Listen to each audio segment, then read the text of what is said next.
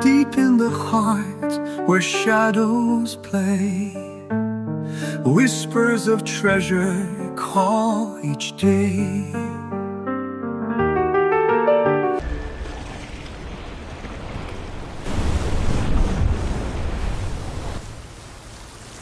Halo teman-teman, selamat datang di ulasan film ini, di mana kita akan membahas secara detail tentang plot, karakter, dan tema yang membuat film ini begitu menarik. Film dimulai dengan seorang pencuri mimpi bernama Dom Cobb, diperankan oleh Leonardo DiCaprio yang terlibat dalam pencurian informasi rahasia dari mimpi orang-orang menggunakan teknologi pencurian mimpi yang canggih.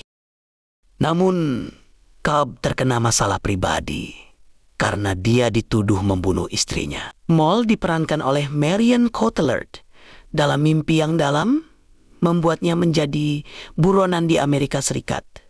Kemudian, seorang pengusaha kaya bernama Saito, diperankan oleh Ken Watanabe, menyewa Cobb dan timnya untuk melakukan tugas yang sulit, yaitu melakukan inception, yaitu menanamkan ide baru ke dalam pikiran seseorang melalui mimpi.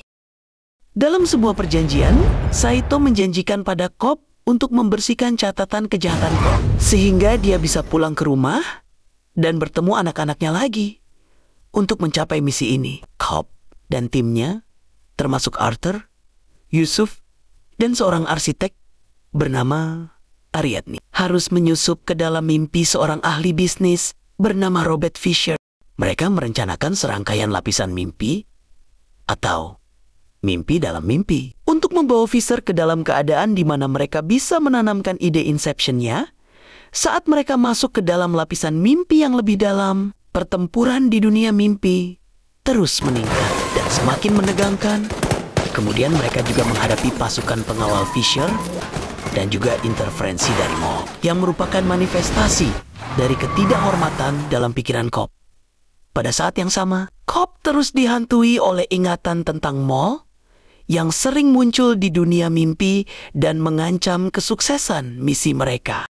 Di lapisan mimpi terdalam, Cobb menghadapi Moll dan berusaha meyakinkannya untuk membiarkan pergi dan menerima kenyataan bahwa dunia di mana mereka berada adalah konstruksi mimpi itu. Tim yang berada di lapisan mimpi yang lebih tinggi harus mengatasi tantangan fisik dan waktu yang semakin memburuk. Waduh, oleh karena itulah mereka berusaha untuk keluar dari lapisan mimpi tersebut sebelum terjebak di dalamnya selamanya. Bertemulah Cobb dengan perancang baru bernama Ariadne. Adalah seorang arsitek yang bertugas merancang labirin mimpi untuk tim Cobb. Ia membantu menciptakan struktur mimpi yang kompleks dan memastikan bahwa tim dapat menavigasi mimpi dengan efektif. Ariadne mulai terbiasa dengan mimpi-mimpi yang dirancang oleh Cobb. Ia mulai terbiasa dengan kegiatan alam bawah sadarnya di dalam mimpi. Ia mulai menciptakan rancangan sendiri dalam mimpi itu untuk membantu Cobb agar terlepas dari pengaruh Moll, istri Cobb. Namun yang terjadi, Moll selalu datang mengacau di dalamnya. Dalam kenyataan, Cobb sangat sulit menghilangkan rasa bersalah dan penyesalannya terhadap kematian Moll. Itulah yang menyebabkan Moll selalu datang mengganggu. Untuk mengatasi hal ini, Ariadne selalu datang menyelamatkan Cobb dari pengaruh Moll hingga ia masuk ke mimpi di dalam mimpi. Namun di sana Cobb masih menyimpan rasa bersalahnya begitu kental. Kemudian Ariadne masuk lagi ke 3 teras mimpi, mimpi yang terdalam. Di sana, di alam ketiga, dunia mimpi. Coba teman-teman bayangkan, bagaimana orang bisa tidur bermimpi tentang dirinya yang sedang bermimpi. Lost in the shadows where dreams fade away. A heart heavy. Come on.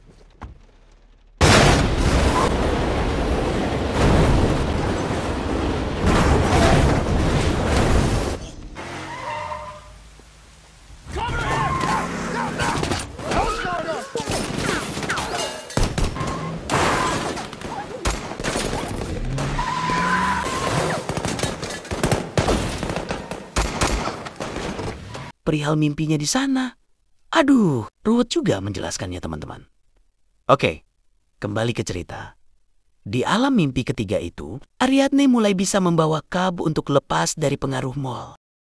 Dan akhirnya, dengan bantuan Ariadne, Cobb berhasil menghadapi rasa bersalah dan penyesalannya terhadap kematian Mol. Selain itu, Cobb juga sudah bisa membebaskan dirinya dari bayang-bayangnya dan mulai bisa menerima kenyataan di mana dalam lapisan mimpi terdalam, Cobby bertemu dengan Mol satu kali terakhir dan bersama-sama. Lalu mereka memutuskan untuk mengakhiri hidupnya di dunia mimpi itu. Cobb juga berhasil keluar dari lapisan mimpi terdalam dan bangun di pesawat di dunia nyata bersama Saito yang juga telah berhasil dengan misinya.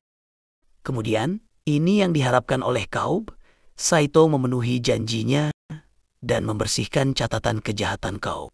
In the silence, I find my place. Time stands still in this endless space, counting the stars that light up the night, hoping for you to step into the light. Dreams carry whispers, promises untold. In this moment, waiting feels bold. I'm just waiting for the dawn when the shadows fade and the dark is gone. Cobb akhirnya bisa pulang ke rumah dan bertemu dengan anak-anaknya lagi setelah sekian lama. Aduh, pasti bahagia banget ya. Begitulah ulasan tentang inti cerita film ini, teman-teman. Namun ya, akhir film ini memunculkan pertanyaan apakah Cobb sebenarnya masih berada dalam mimpi atau sudah kembali ke dunia nyata. Karena simbol pemutar-putaran yang digunakan sebagai penanda mimpi atau kenyataan masih terus berputar di atas meja. Kayaknya akhir film ini sengaja dibiarkan terbuka untuk interpretasi penonton. Sehingga selesai menonton film ini, masih mengharap ada sequel berikutnya.